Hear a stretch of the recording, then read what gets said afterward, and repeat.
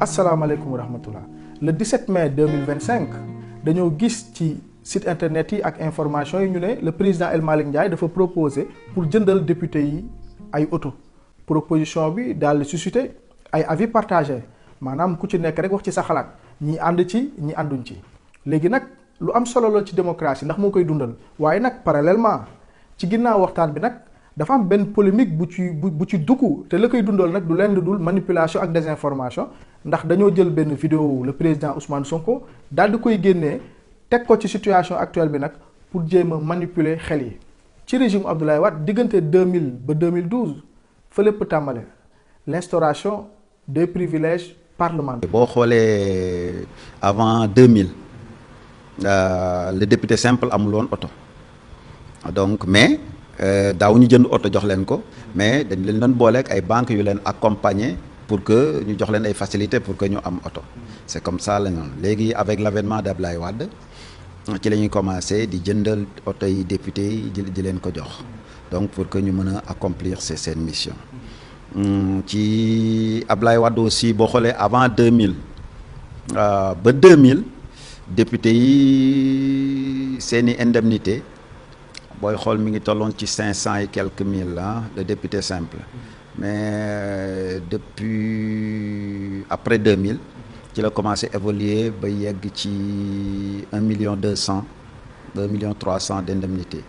en fin de mandat nag ensuite auto yi nag en fin de mandat mu daal di leen may auto yi sans obligation de restitution maanaam auto yi ñu yoroon en tant que député seen mandat bu jeexee auto yooyu noonu président Abdoulaye Wade moo jël décision may leen auto bi sans contrepartie. benn instant dafa amul lu ñuy wax favoritisme wala clientélisme maanaam boo bokkul ci ñoom doo mën a sax gagné ci ay marché waxatuma la nag député yi nekkoon opposition mën a am ci yenn xeetu indemnité yi ñu fàttaliku polémique bi nga xam ne amoon na fi mooy maanaam appel d'offre bi ñu defoon pour jëndal député yi ay auto mais malheureusement appel d'offre bi ni ñu ko defee jaarewul ci yoon CFAO Motors nag moo gagné woon marché bi mais malheureusement appel d'offre bi jaarul ci yoon ñu demoon sax ba CCBM automobile daal di contester appel d'offre bi muy dénoncer ay spécifications yoo xam ne appel d'offre bi dañ fa def ay affaires yoo xam ne yow yeneen entreprise duñ mën a bokk te dara justifié wu ko. lii nag benn type de pratique la boo xam ni malheureusement nii la assemblée nationale daan fonctionner avant ci nguuru Macky Sall nag moom tamit lii nga xam ni président Abdoulaye da ko doon def moom tamit bi mu ñëwee soppiwu ci dara waaye nag sax da ko perpétuer dundal ko nag waaye nag yokkaat ko. Nous avons été très surpris à la lecture de cet article que vous citez, paru dans Libération aujourd'hui, dans lequel il est mentionné que CFAO a remporté le marché de 165 véhicules de l'Assemblée nationale et que EMG avait soumissionné et a perdu pour cause de non-conformité sur le service après-vente et de non-conformité du véhicule proposé. Aujourd'hui, nous voulons vous dire avec la plus grande fermeté que cela est totalement faux parce que EMG n'a pas été consulté pour ce marché et donc nous n'avons pas pu donner une offre. C'est d'ailleurs la raison pour laquelle nous faisons ce point de presse pour dénoncer cela. Malheureusement, malgré décision institution bu toll ni ARMP mbir yi mujjul fenn waaye xam ngeen ni lii rupture systémique jamono ji lii kenn xalaatu ko mu am fii Sénégal jamono ji. ailleurs député yi ñoom tamit ñu continuer di am ay privilèges ay divers avantages yoo xam ni tey jii ay indemnité de logement ay indemnité de transport mais aussi nag ay dotation de carburant yu mag a mag yoo xam ni pratique yi nag ak ay passeport diplomatique sa jabar am passeport diplomatique yow nga am passeport diplomatique say doom aussi am ay avantages ñu déglu Ousmane Sonko la mu waxoon ci lii nii. ils ont une légitimité dañ leen a fal. man dama ne la damay apprécier ci pratique. waaw dama ne la tey ku ñu fal. parce que ci faluñu leen seetaan leen. ils sont très bien payés. nee nañu nag ils sont les moins bien payés de la CEDEAO. loolu am na député bu ko wax waaw ñoom ñoo xam. waaye jàpp naa ni par rapport ak Sénégal parce que dañ leen aligné ci les hauts fonctionnaires les mieux payés. yow nga doon député ñu fay la lu gën saa gàtt député ordinaire jox la 1,3 million weer bu ne. fayloo ñu sax impôt 1500 francs dañ lay dagg jox la 350 litres de carburant jox la indemnité de logement jox la couverture maladie yow ak sa famille jox la passeport diplomatique yow ak say soxna sa doom ñu jox leen passeport de service. ndax nag ñu fàttali ko assemblée nationale yàgg na am def lu la neex. président assemblée aussi itam am coow lu fa am ci wàllu passeport diplomatique lan moo ciy nekk saa wi. waaw sama avis mooy xam nga lu mel noonu bu fekkee ni am na ñu war ko leeral te pour ñu mën ko leeral dëgg foog ñu lever immunité député immunité parlementaire u député justice bi aussi waroon na jël affaire bi ñu doxal mbir mi donc jaar yoon ba ëllëg ñëpp xam li ci am parce que man am na ñu ma wax ni ma affaire bi yamul ci ñaar ñooñu am na ay député yu bari day daan takk jabar 6 mois dem wuti certificat de divorce ñëw ni divorce naa wutaat keneen ñëw wutal kooku passeport mais kooku. Ici, il y a des faux billets, assemblée de faux billets. Le directeur des douanes, heureusement, général, se bat contre les faux billets. Tant mieux. Les faux passeports diplomatiques disney. Nous doublons notre faux règlement intérieur. Je vous ai dit de le retirer. Vous avez refusé. Moi, je vais porter plainte. Je vais porter plainte contre X pour faux et usage de faux.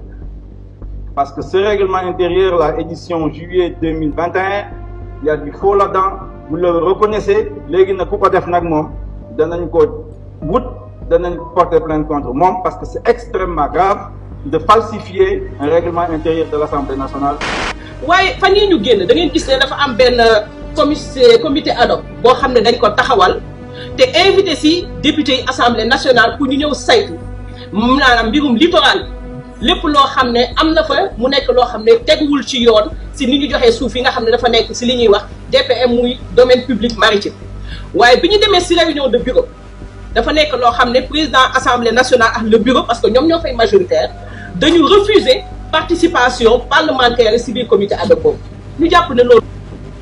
nañ sax ba gis fii ay député yu jàpp loxo ci poche ñu téye ay lot de faux billets yu rëy rëy ñu téye leen mais malheureusement bi leen jàppee yàgguñu kaso par rapport ak sénégalais lambda bi nga xam ne tey jii bu la jàppee ci faux billets comme contexte bi nga ko jàppee ak flagrant délit vidéo yi di circuler ngay dem sax bay corrompre ñi nga xam ne ñoo la jàpp tey jii malheureusement li mu tëdd kaso matul 1 an. maintenant nag assemblée nationale depuis que Ousmane Sonko ñëw assemblée nationale en 2017 am na changement yu rëy yoo xam ne donte le président Ousmane Sonko benn député la woon nekkoon le député du peuple amuloon doole ba mu amoon tey waaye nag dafa taxawoon di dénoncer ndax en 2017 président Ousmane Sonko ba mu faloo député pour la première fois dugg assemblée nationale ci 13e législature bi ca njëlbéen ba pour la première fois dafa teel a incarner benn rupture radicale ak neexal yi daan am entre député yi neexal yi te loolu nag mu yàgg ko dénoncer dem ba sax refuser yenn privilèges yi nga xam ne député da nga ko daan am ba pare nag di doxal transparence ci indemnité di dénoncer ay abus budgétaires dem sax bay publier li nga xam ni moom mooy fiche de paie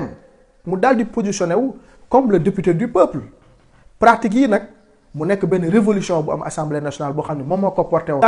daal di interpeller officiellement le ministre des finances ak président assemblée nationale ca jamono ja fii nag la nekk benn le premier député à réclamer l'imposition de ses propres avantages tàmbale ci moom dem ci yeneen député yi maanaam Ousmane Sonko mooy le premier député taxaw assemblée nationale ne man mii kat tàmbale ci man mii salaire ba nga may fay da ngeen ci war a dagg impôt bi ngeen war a dagg delloo ko reverse ko rawatina nag yeneen député ak assemblée mu jur nag débat ak polémique bu rëy. C'est l'actualité. Il s'agit des députés qui ne paient pas d'impôts.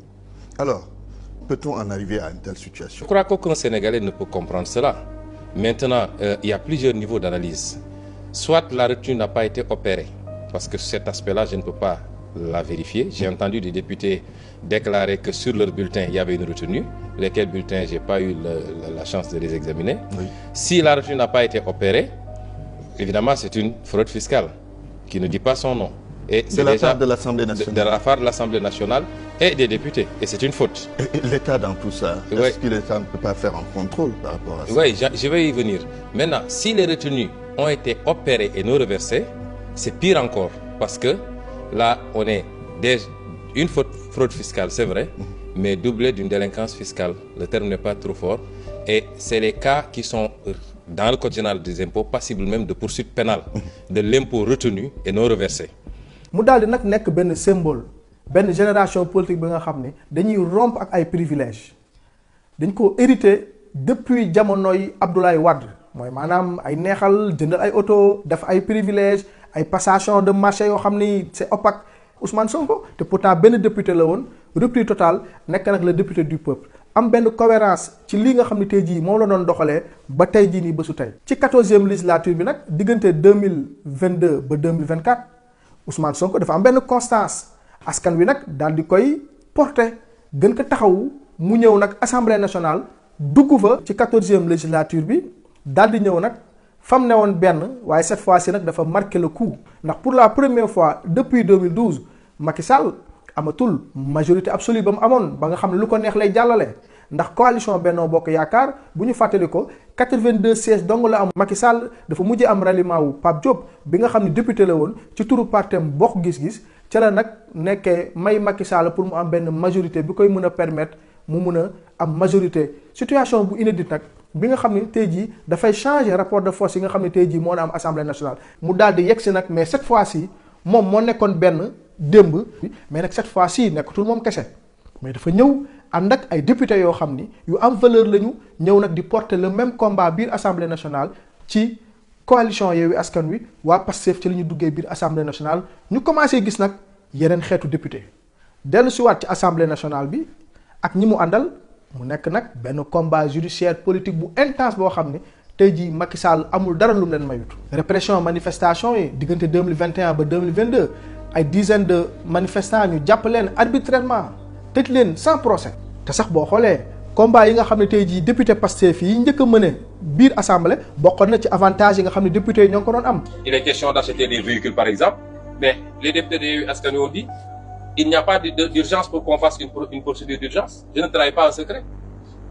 Quelle est l'urgence qu'il y a? On dit oui, la session va démarrer, il y a des députés qui habitent loin. Ces députés-là, comment ils faisaient pour venir à Dakar avant? Et une fois qu'ils sont à Dakar, ils sont logés à l'hôtel des députés à 0 mètre. Toutes ces pratiques-là qui permettaient de donner des marchés à qui on veut, de les surfacturer et de bouffer de l'argent, c'est fini. Ça ne se passera plus comme ça. Parce qu'ils ont un questeur, nous avons un questeur. Et la loi a dit les questeurs, il n'a jamais dit le questeur. Tout ce qui se fait doit se faire entre les deux questeurs. L'Assemblée sera gérée de manière transparente, les finances de l'Assemblée, c'est moi qui vous le dis. Ces tapalés-là et autres là, c'est fini dans l'Assemblée. Et c'est ça que le peuple sénégalais voulait. Et c'est pourquoi ils nous ont dit, avant-hier, nous, conférence des leaders, nous avons demandé au président du groupe parlementaire, lorsqu'ils ont convoqué une réunion, de leur poser la question, sur quelle base ils veulent donner 165 véhicules à des députés sortants. C'est illégal. La loi est très claire, le décret de 2021 et l'instruction. Aucun véhicule ne peut être donné si ça ne passe pas d'abord par la procédure de la réforme administrative. Et une fois que c'est réformé, on peut la vendre par adjudication. Et exceptionnellement, on peut le vendre par entente directe. Et en ce moment, celui qui avait le véhicule est prioritaire. C'est ça que la loi dit. Mais depuis des années, l'Assemblée nationale, à chaque fin de législature, on dit mais nañu auto yi. Même le président de la République n'a pas le droit de donner des véhicules. Et pourtant, chaque jour, on dit Macky a donné un véhicule 4x4 à tel, etc. C'est des violations constantes. Et c'est des milliards. Les véhicules de l'Assemblée nationale ont coûté 161 milliards 500, du moins. Compte non tenu des seconds véhicules des membres du bureau, du président, etc. 1 milliard 500, 5 ans, les véhicules sont encore intacts. Vous dites, on offre ça à des députés. Et des députés qui ont fait 2 mandats, 3 mandats consécutifs se retrouvent avec un parc automobile. C'est pas normal. Et c'est cette Assemblée nationale-là qu'on va imposer désormais. fii nag Macky Sall xam na bu baax ne fu mu toll nii lii di ñëw ci kawam mooy lii di commencé dal ci kawam faw mu ay pexe yu mu teg foog mu teg ay pexe pour xeex ñii parce que ñii askan wi moo nekk seen ginnaaw mu daal di perdre tombé mu perdre majorité bi nga xam ni bu doon Pape Diop tey jii du am benn majorité bu gën a ndaw moo tax nag mu daal di génnee benn décret en 2022 daal di suspendre l'achat de véhicules de fonction pour les députés. À la place mu leen jox ne da leen di jox benn indemnité bu toll ci 900 000 francs CFA. décision bii Macky Sall jëlu ko pour réformer Assemblée nationale pour rationaliser ay dépenses da ko jël pour des raisons politiques ndax fu mu toll nii changement de paradigme dafa am biir Assemblée nationale mu am ay députés yu bees yoo xam ni ca njëlbéen kaka porté woon en 2017 dafa ñëw toogaat fa ak benn mbooloo bu mu àndal boo xam ni ñoo bokku gëm-gëm seen loxo set na. ñu yegg si assemblée nationale askan wi jox leen doole ba pare nekk seen ginnaaw Macky Sall xam ni ne élection présidentielle yaa ngi ñëw soreetul mu gis ne ni nag ñii ku leen dooleel ci avantage yi nga xam ne député démb yi ñoo ngi ko daan am ku leen jox doole boobu noonu moom day nekk ci jafe-jafe ak ñu mu àndal. tey jii bu ñu doon defaat benn analyse comparative entre avantage yi nga xam ne tey jii député yi nga xam ne tey jii ñoo ngi ko doon am ci 14e législature bi ak ci 13e législature bi nga jël avantage yi nga xam ne tey jii député yi ñoo ngi koy am ci 15e législature bi nga boole avantage yi nga gis ne fii ci 15e législature bi député yi peut-être na leen jëndal oto boo xam ni valeur bi 50 millions la peut-être 40 millions mais oto yooyu ñu leen di jëndal nekkul ci seen tur ci patrimoine état du Sénégal la bokk et puis ci immatriculation bi sax maanaam lii propriété état la ba pare jeexut mooy maanaam ñii seen mandat bu jeexee comme avant li daan am mooy mandat sa mandat bu jeexee dañuy jël oto bi may la ko loolu amatut mais aussi tamit ci avantage yi nga xam ne tey jii yeneen législature yi ñoo ngi ko doon am tey jii passeport diplomatique bi dafay yem kese ci député bi nekkatul comme avant ba pare nag ci rationalisation des dépenses nañ daan attribuer ay bons d'essence wala ñu koy attribuer ay indemnité loolu yëpp dañ koy xoolaat daal di koy rationaliser pour fexe assemblée nationale bañ di dépenser nekk machine bi nga xam ne day nekk benn machine budgétivore comme avant nu noonu demee nga jël beneen bloc bi avantage yi nga xam ne tey jii député yi ñoo ngi ko doon am avant boo ko xaymawee di nga gis ne am na benn rupture bu rëy boo xam ni dafay am maintenant nag député comme ni ko constitution bi waxee député dañ ko war a yombalal liggéey bi muy liggéeyal askan wi loolu constitution bi moo ko garantiral fexe ba nga xam ni buy jóg pour liggéey ci askan wi da koy mën a def ci anam yu xam ni dafay baax.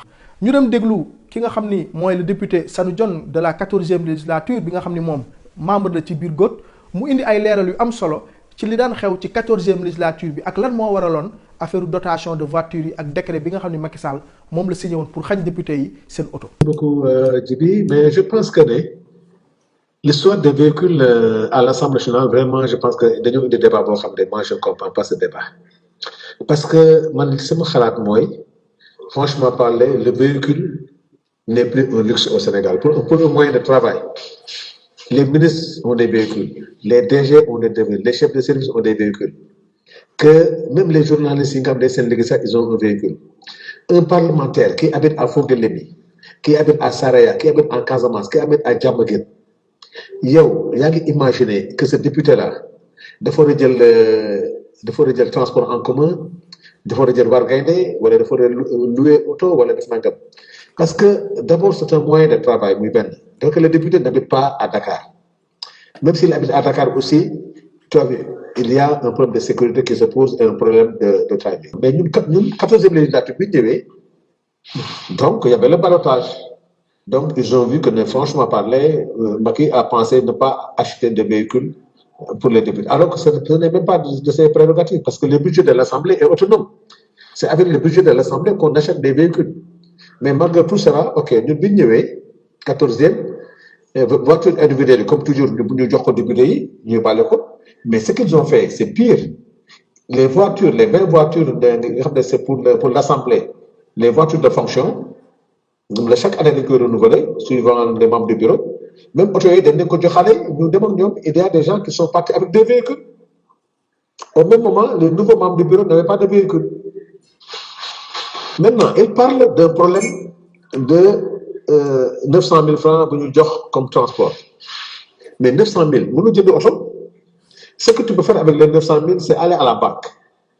Quand tu vas à la banque pour une voiture de 20 millions, peut-être, je donne un exemple, d'une voiture de 20 millions, la banque voulait les 20 millions, mais il n'y a pas que 5 millions de Yoshitech. Donc, ça va revenir aux députés, puisque 25 millions.